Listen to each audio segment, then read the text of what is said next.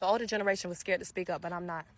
And that's what differentiates us. That's why they consider a lot of the people that's in the new generation now, they consider them disrespectful because we're voicing our opinions instead of swallowing our trauma. We're not swallowing the pain no more. We're not looking over the toxic cycles of dysfunction. We're calling it out. Even if it's your mama, even if it's your daddy, even if it's your sister, your brother, your auntie, whoever, even if it's your friend, I'm calling out the dysfunction.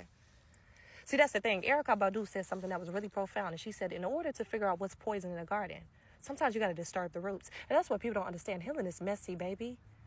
When you are breaking those generational curses from dealing with long cycles of narcissists, long cycles of alcoholics, long cycles of abusers, you got to disturb some stuff. You got to disturb some stuff. You got to call out the truth. But when you do that, they're going to make you the villain. But that's okay, though. Because I learned for so long, I was suffocating a part of me that was connected to my testimony. This could help heal somebody else that's scared to speak out about it. But they're going through the same exact thing. But the whole time, I'm protecting the feelings of somebody else who don't even care about me enough because they bleeding on me, because they got a mask up, because they don't even want to be vulnerable. They don't even want to be loving. They hiding a version of themselves that they were supposed to connect with, but they stopped because they got hurt.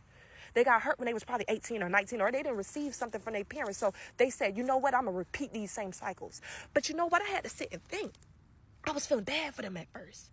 But I had to sit and think. And I'm like, Brie, if you can start healing your own problems at 25 years old, a liable adult that is in their right mind could have did the same thing. They chose not to.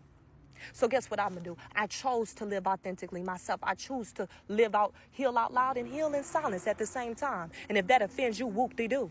If that offends you, whoop-de-doo. Because I'm not living in silence about the same thing that needs to be advocated about. I'm not brushing disrespect under the rug, but at the same time, we need to address that.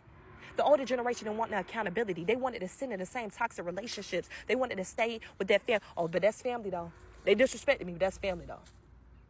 They don't care nothing about me for real, but that's family, though. They abuse me, but that's family, though. Nah, baby, that's not family. They really your enemy. And I had to realize sometimes those strangers that show up in your life, that give you love and that give you constant affection and that's there for you, that's family. But you know what? If I got to be the one to address the problems and the cycles of dysfunction, I'll do it. I don't care who I lose behind it. Because I let so many years go by without even telling my truth. But at the same time, my truth was connected to my healing. My truth was connected to the next level of my life. But I was too scared because I was protecting feelings of family members that didn't even care about mine enough to heal. They didn't even care about their own feelings enough to heal past the things that they went through way when they was younger. But it's okay, though. We breaking those cycles each and every day.